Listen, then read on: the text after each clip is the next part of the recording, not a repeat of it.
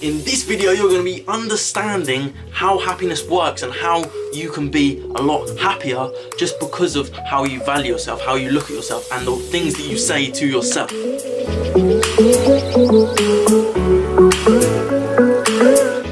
Welcome back to another video. I'm Maximilian and I help people empower their lives. Now, sorry about the background music again today. It's a bit all over the place, but that's fine. It doesn't matter because this video is all about happiness. So, the first one is about happiness is don't put your happiness in someone else. Don't put your happiness in this person being with you, this person doing something, or even an inanimate object like a car, like a phone, like a watch, a house, anything. Don't put your happiness inside of that because you'll always be chasing the happiness, and especially if it's a person.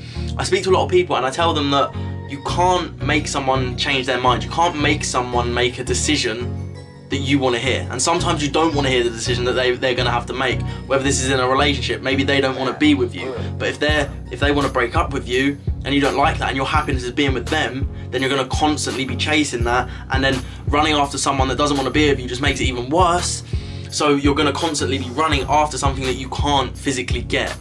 So don't allow your happiness to be based on the way that someone else does something, or the way that someone says something, the way that you get something. Don't put it in the object itself. So if you don't have this car, then you're not going to be happy. If you don't have this phone, then you're not going to be happy. Understand that if you do want these things, that's perfectly fine. I want for all these things as well. I want for the luxuries. I think everyone deserves the luxuries, but you're not going to get them if you continuously want for it and you come from a state of jealousy, because you're coming from a state of lack. So with the law of attraction, you're not attracting what you desire, you want, so you're coming from I don't have and I want, and that is just a state of lack. That's for another video though. I said that in a previous video. But understand that this won't make you happy. It will give you instant gratification.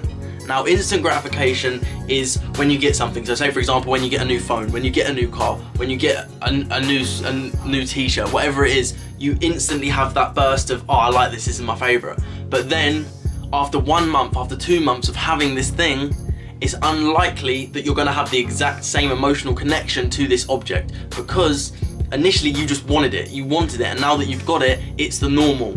So let's say that you got a brand new car. When you wanted it, you really wanted it, you couldn't wait to get it, you got it and you were so excited.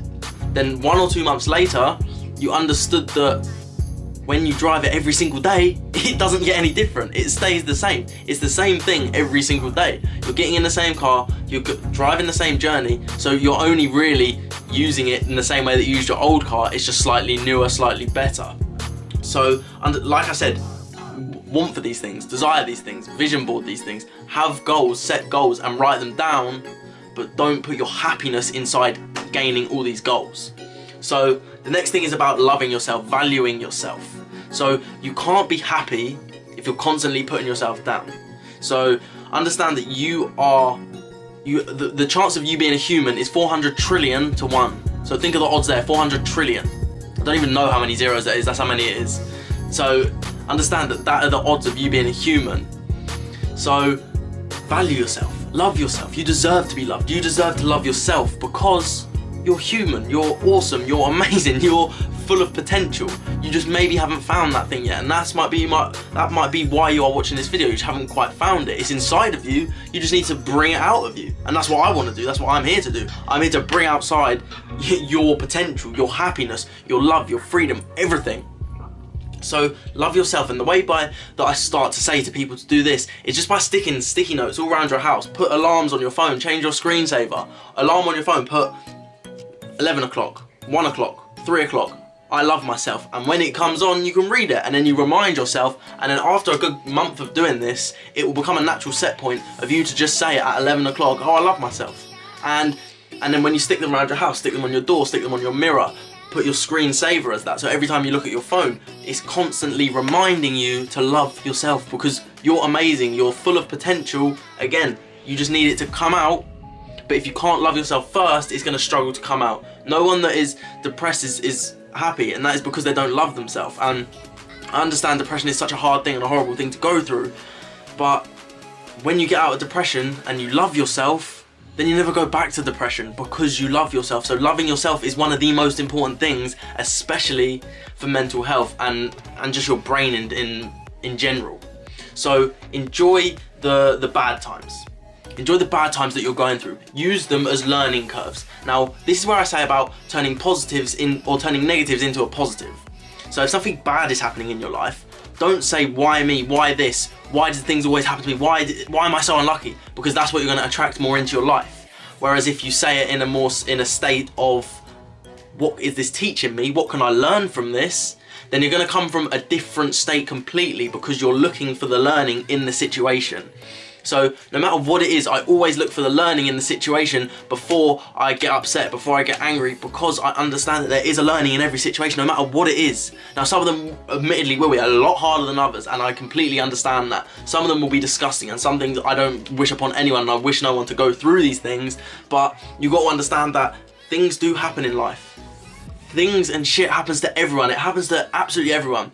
If you stood in a room and told your story, I can guarantee you, out of 100 or less, out of 1,000 people, 5, 10, 20, 30% will probably be going, or probably even more, will be going through the same story, or even a similar story to what you're going through. So understand you're not alone as well. So if you want to reach out to people, reach out to people. A lot of people would love for you to reach out and just speak with them.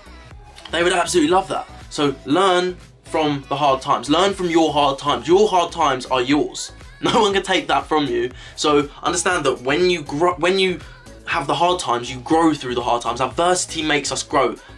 Adversity turns the girl into the woman and the boy into the man. That's what it does, because you understand you have to fend for yourself, you have to do it, and you have to kick yourself into action. So use these hard times as the best times. I see my hard times as great times. Admittedly, I wouldn't want to go back there, but I see them as great times because I've learned so much. I've grown as a person, and I understand that I am the most important thing in my life, and that's one of the biggest ones. Is you are the most important thing in your life.